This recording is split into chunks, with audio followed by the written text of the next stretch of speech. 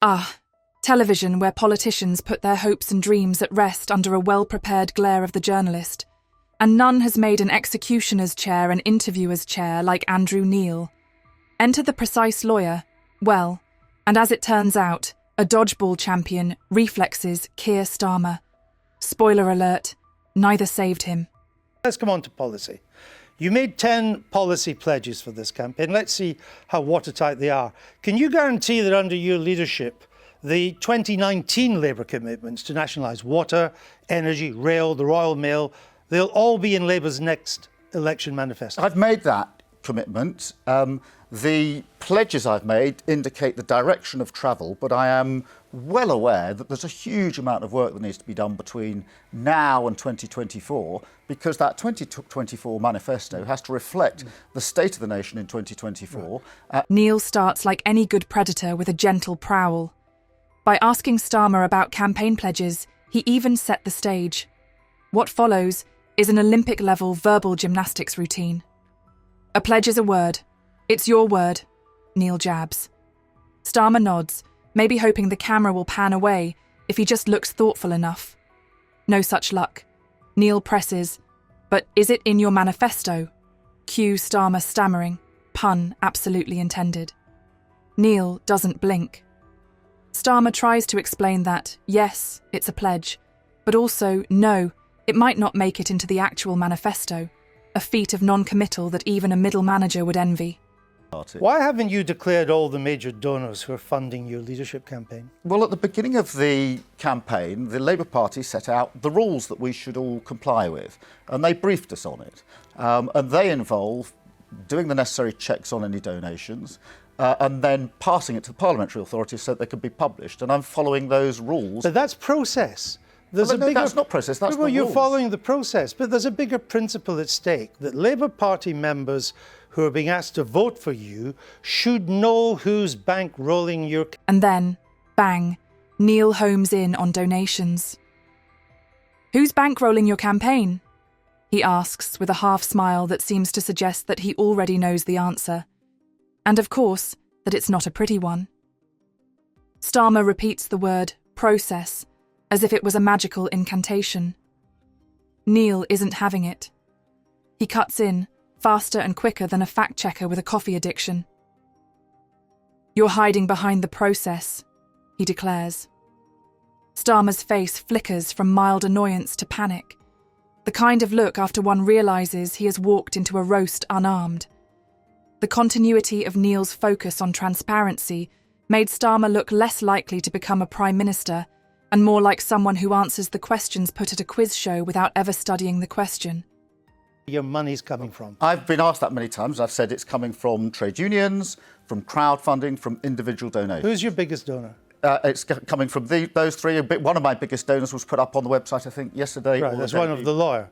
Yeah. That's the law. But who are your 5 biggest donors? Well, you haven't announced. You've only announced about £125,000 worth of donations. This campaign costs a lot more than that. Doesn't transparency just demand? I mean, it's causing you a problem. Len McCluskey, the union leader, he said that you are having secret financiers sitting in the shadows. And you laugh, I understand that.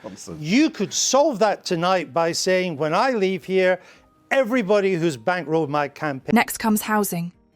Neil always brings receipts as his style.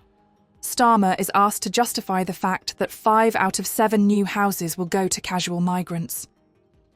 Tough question, although Starmer's answer is as firm as a piece of wet tissue paper. He mumbles something vague about fairness and community cohesion, while Neil's face says, "Oh, we do this." The more Starmer talks, the less convincing it becomes. The interruption is unnecessary for Neil, for Starmer's argument is collapsing all on its own. Keir Starmer, Jeremy Corbyn led Labour to a disastrous defeat, the worst for 85 years. Yet you won't utter a word of criticism against him. Why can't you be honest and tell us what you really think of how he led the Labour Party? Well, it was a devastating defeat. You're absolutely right about that. The worst for a very long time. 85 years. We've actually lost 4 in a row, and therefore, whilst we're analysing why we lost that election, we need to bear in mind we've lost 4 in a row. But this is the one you really... Here comes the Jeremy Corbyn segment. Now, for every Labour interview, You have to drag that skeleton out of the cupboard.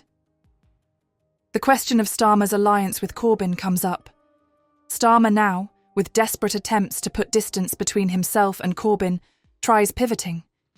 We lost. Oh, no, we really did. And I went out with 44 campaigning teams, and that discussion was there in every team, in every So why not a constituency. word of criticism of the man who led you to that defeat? Well, the things that came up on the doors of 44 constituencies were, number one, the leadership, absolutely. Secondly, the Brexit position, that came up differently in different areas. What was said in the Midlands was different to what was said in Scotland. The overload of the manifesto, people felt there was too much in it. And I'm sad to say, in a number of areas, Neil, however, pulls him back. You praised him as a leader, notes Neil. To that, Starmer, retorting, says something about the learning from mistakes onward stamp. Not that much verbal shrugging. Neil, unimpressed, swoops in for the kill. So were you wrong then, or are you wrong now? The pause that follows can fill a black hole. This is not a manifesto. Well, what This is a about starting university position. tuition fees then? Will you remain committed to scrapping them in They're your first all term? pledges, Andrew. So the answer to these questions is yes. So university tuition fees being scrapped will be in a Starmer manifesto Yes, that's why for it's the a next pledge. election. OK. Why then doesn't the Labour left trust you?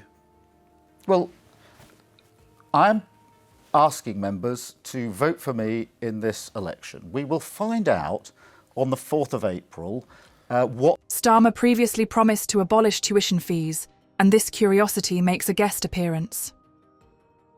Will it still be in your manifesto? Asks Neil. Starmer affirmatively answers, but with the kind of enthusiasm someone shows while agreeing to a second date, even though they do not want to go on with it. Neil, sensing blood, digs deeper. You're sticking to it. No caveats. Starmer says something about priorities and funding, which translates roughly to, maybe, but probably not. Neil smiles, the kind of smile that says, gotcha.